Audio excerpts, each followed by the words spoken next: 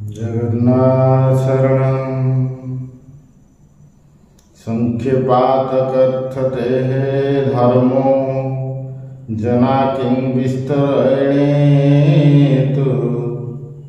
परोपकाराय पुण्याय पापाय परपीडनं।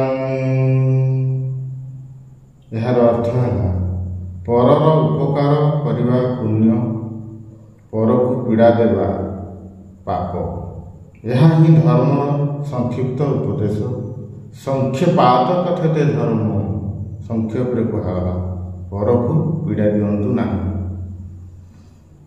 यही कथा पर आलोचना करने गले पुरीर जड़े अन्यतम साधु मधु बाबा लिखिले, पाइब जेबे ठाकुर पर उपकार कर, छाड़ हिंसा क्रोध छंद कपट मान, परटी परमेश्वर परटी परमेश्वर पर कुन भाव नर, पर घटे पुरी छंती परम ब्रह्म।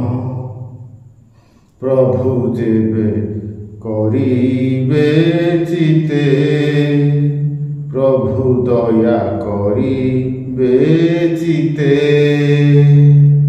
परहित कर्म कर एही जगते। जगन्नाथ।